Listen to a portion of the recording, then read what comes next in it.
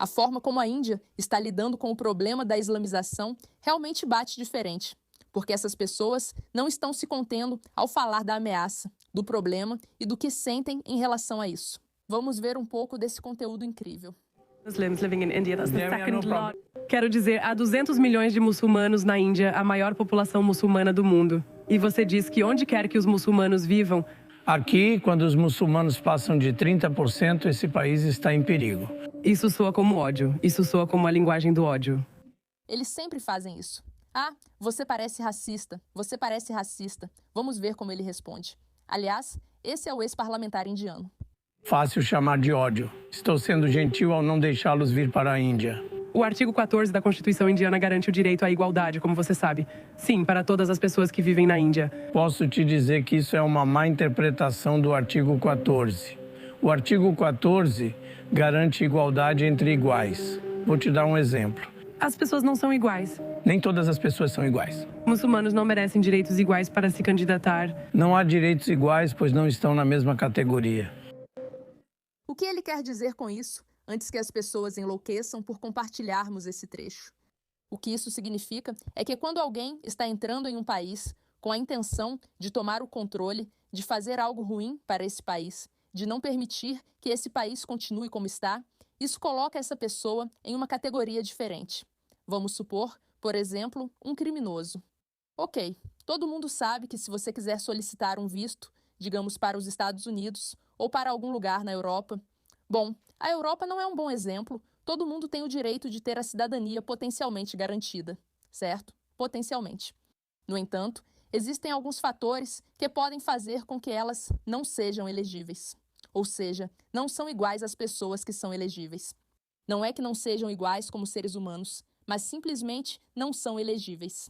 Por exemplo, criminosos podem ser considerados inelegíveis para entrar em um país. O que ele está dizendo aqui é que quando você tem um grupo de pessoas com a intenção de promover uma tomada de poder islâmica, isso as torna, na nossa opinião, inelegíveis. Agora, novamente, a forma como eles lidam com isso é um pouco diferente de como nossos estados lidam com isso, de como nossos países lidam com isso. E eu adoro isso, porque acho que eles, de todas as pessoas no mundo, realmente entendem a ameaça que enfrentam, porque são vizinhos do Paquistão. Para quem não sabe, o Paquistão é uma nação islamista que possui capacidades nucleares e, infelizmente, muitas vezes se alia a países como o Irã. Eles estão negociando o acordo para o Irã. Eles não são pessoas maravilhosas.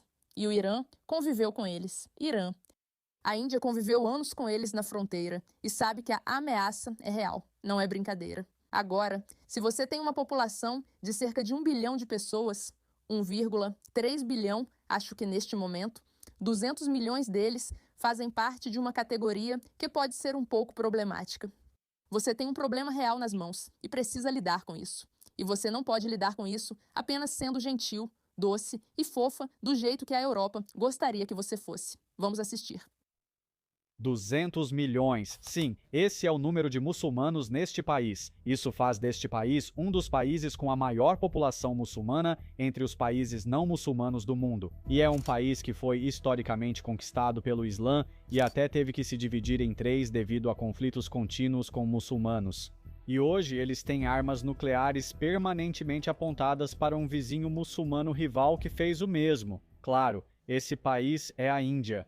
O país deve agir de modo distinto do Ocidente para lidar com seu problema com o islamismo, especialmente em relação a ataques terroristas. Se você observar como a Índia lida com isso hoje em dia, o roteiro é bem diferente. Um grande ataque terrorista não é tratado apenas como mais um caso de polícia. Considerado um movimento no tabuleiro de xadrez geopolítico, a Índia, ao contrário do Ocidente, criou um manual de dissuasão que surpreenderia líderes ocidentais.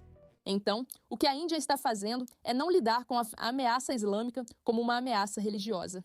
O que eles estão enfrentando é o terrorismo, e eles lidam com isso de uma forma completamente diferente. Eles não veem isso como, foi um ataque isolado, vamos fazer uma declaração, condenar e pedir desculpas às famílias.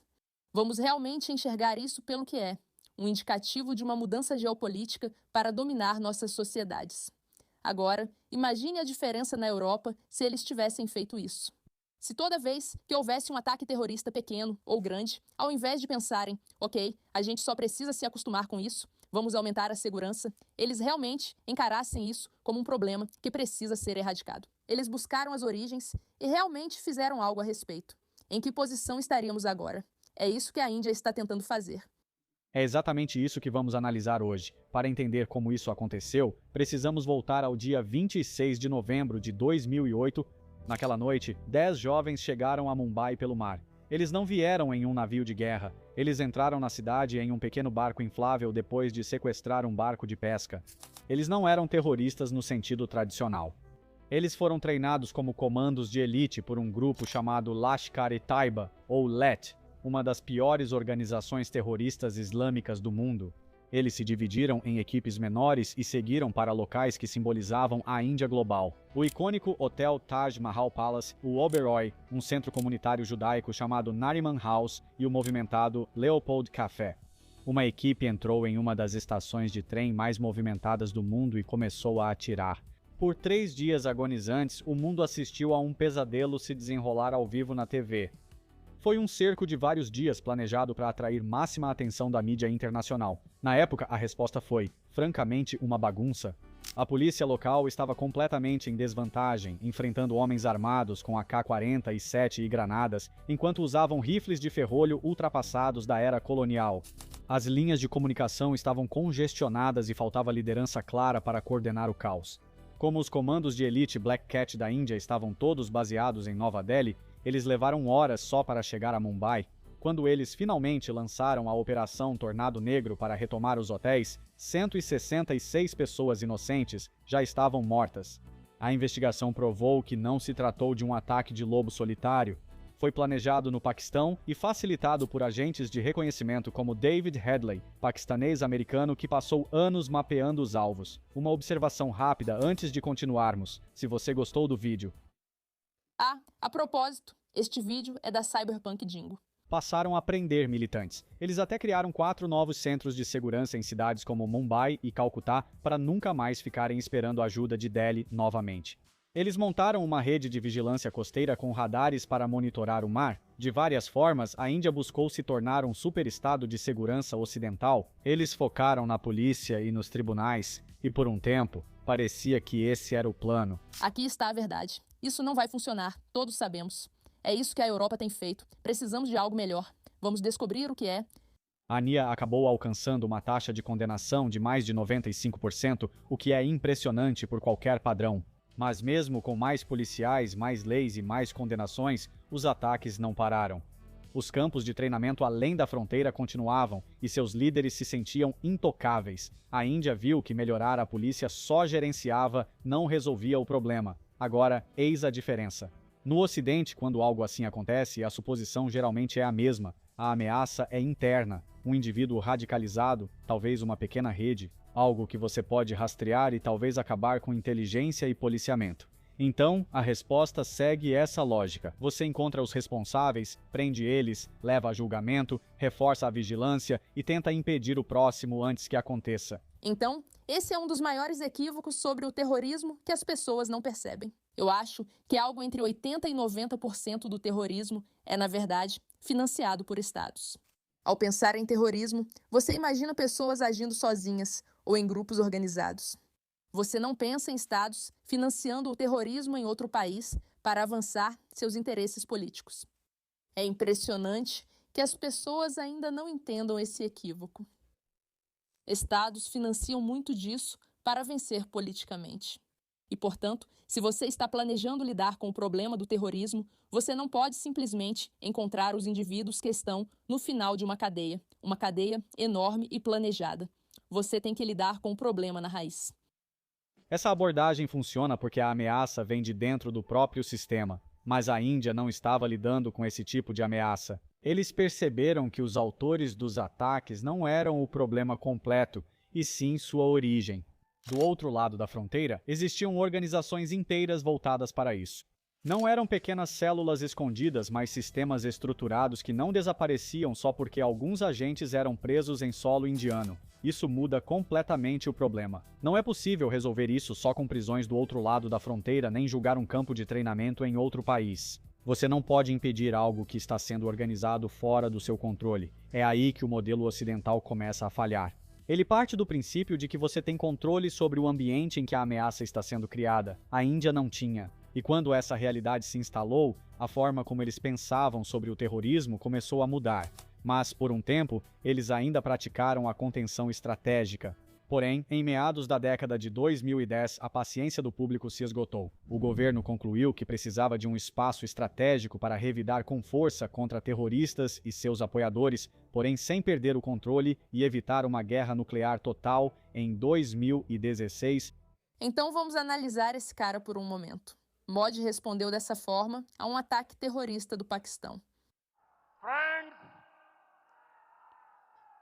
today, from the soil of Bihar, o que ele diz é: a Índia vai identificar, rastrear e punir cada terrorista, seus controladores e apoiadores. Vamos persegui-los até o fim do mundo. O espírito da Índia nunca será quebrado pelo terrorismo. Veja como eles falam. Ele diz que todo terrorista. É nisso que focamos no Ocidente. E, às vezes, também em seus controladores e apoiadores. É aí que a gente meio que erra. E onde a Índia simplesmente não está mais errando. Algo mudou. Após uma série de infiltrações na região da Caxemira, a Índia anunciou que havia realizado ataques cirúrgicos. Eles enviaram o exército além da linha de controle para destruir bases de lançamento onde terroristas aguardavam para atravessar. Pela primeira vez, a Índia estava se gabando publicamente de cruzar a fronteira para revidar. Então veio 2019, após um ataque em Pulwama que matou 40 integrantes das forças indianas, a Índia literalmente enviou a força aérea. Eles bombardearam um campo de treinamento de Josh e Mohammed em Balakot, bem dentro do território do Paquistão. Eles chamaram de ataque preventivo diante de perigo iminente.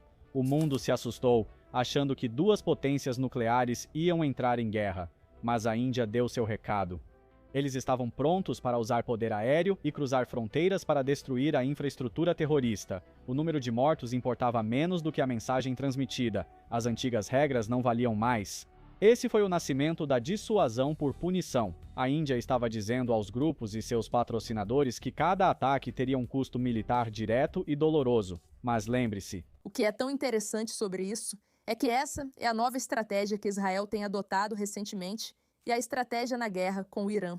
Se você tem essa velha mentalidade ocidental de que basta lidar apenas com quem comete o ato terrorista e ignora toda a infraestrutura por trás, está equivocada. O terrorismo continuará existindo. É como tomar um remédio para dor de cabeça para tratar câncer. Ok, essas duas coisas não funcionam. A perspectiva da Índia sobre isso era: estamos vendo esses ataques terroristas isolados, mas eles não são isolados. Eles integram uma estrutura e vamos atrás dessa infraestrutura para atingi-la e dissuadi-los. É isso que está sendo feito com o Irã, pois o terrorismo que ocorre na Europa, no mundo ocidental, nos Estados Unidos e em Israel vem de outro lugar.